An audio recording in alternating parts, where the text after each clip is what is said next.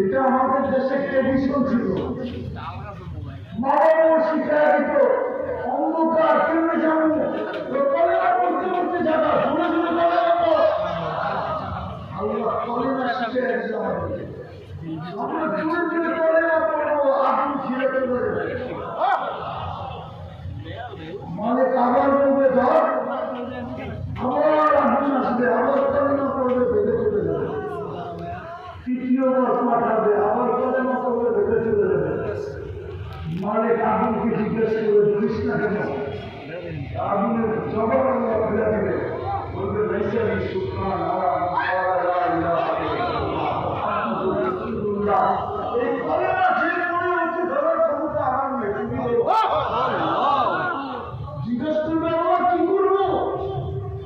আল্লাহ বলবে আমার আল্লাহ আল্লাহ বেহুশ করে দিবে। ওই বেহুশের ভিতরে আসার কমপ্লিট হয়ে যাবে।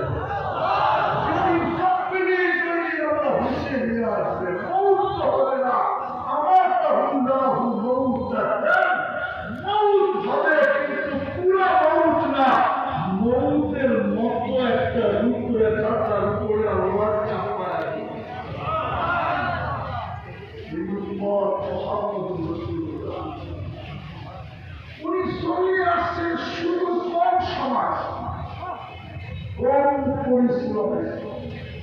আমরা যেন এতটুকু নিজেকে প্রস্তুত করে না রেখে পারি। শেষ কথা বলতেছি, শেষ কথা, আমরা যেন নিজেদেরকে এতটুকু প্রস্তুতি নিয়ে যাইতে পারি। কিয়ামতের দিন কোরআনের একটা আয়াত যেন স্বপ্ন পায়, শুহাদা আলান নাস। কিয়ামতের দিন যেন আল্লাহ রাজ সাক্ষী হিসাবে আমাদেরকে স্টেজে নিজের পাশে দাঁড়ায় করতে পারে। যেই আঙ্গুল উঠাবে নবীদের উপরে আল্লাহ জিজ্ঞাসা করবে উম্মত তো নবীকে নবী আসছে বলে স্বীকার করে না। যেমন নূহ আলাইহিস সালামের কাহিনী বুখারী শরীফে আছে। নূহ আলাইহিস সালামের উম্মত স্বীকারোক্তি দিবে না যে আমাদের কাছে তোমার সাক্ষীকে। নূহ আলাইহিস সালাম বলবে ডান পাশে দাঁড়ায় আছে উম্মতের আমল দিয়ে দেয়। আপনি যেন কিয়ামতের দিন আল্লাহ রাজ সাক্ষী হয়ে পাশে দাঁড়াইতে পারেন, পাশে। এই জন্য জালালউদ্দিন সুয়ুতী রহমাতুল্লাহ আলাইহি গেছেন উম্মতে মুহাম্মদী কিয়ামতের দিন মাশহারের মাঠে দাঁড়াবেন। আসামিরা সাক্ষী এক জায়গায় দাঁড়ায় না, সাক্ষী তো দাঁড়ায় পথের পাশে, আসামি তো দাঁড়ায় কাঠগোড়ায়। সমগ্র দাঁড়াবে কিয়ামতের মাঠে, উম্মতে মুহাম্মদী দাঁড়াবে স্টেজে আল্লাহর কাছে।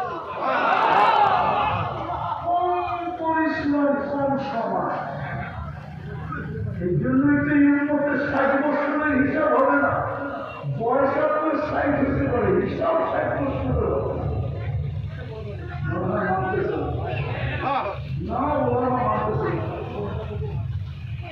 প্রথম 15 বছর তো নিষ্পাপ, যতক্ষণ আপনি তালেক না হয়, প্রাপ্ত বয়স্ক না হয়, নিষ্পাপের কালে। দ্বিতীয়, যতক্ষণ আপনি ঘুমানো থাকেন তখন আপনার বিরুদ্ধে চলে না।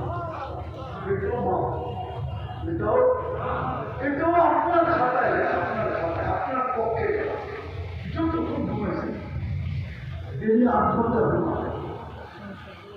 এই জন্য এখন ডাক্তাররা বলা শুরু করছে 8 ঘন্টা ঘুমাবে কমসে কম। কি ডায়াবেটিস হলে 10 ঘন্টা ঘুমাবে। যতক্ষণ ঘুমায় থাকবেন কলম আপনার বিরুদ্ধে যাবে।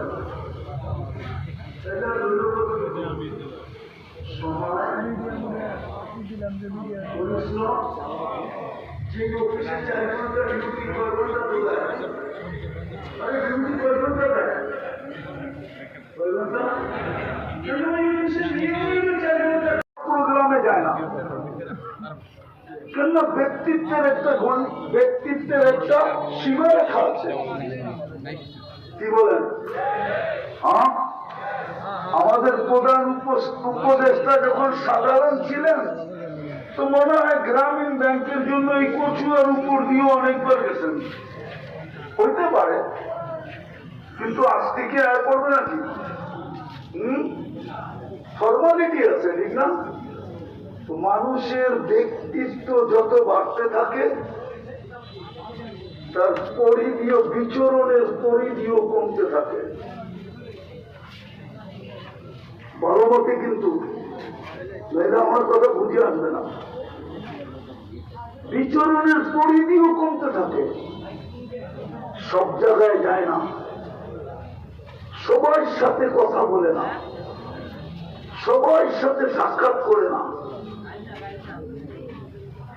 যদি দুনিয়ার ব্যক্তিত্বমান মানুষের জন্য এরকম রীতিনীতি থাকতে পারে, তাইলে আল্লাহর পরে যার স্থান, আল্লাহর পরে হজের ভিতরে আছে দুই ফেরেশতা কথোপকথন করতেছে যে এই বছর কত লোক হজে আসলো।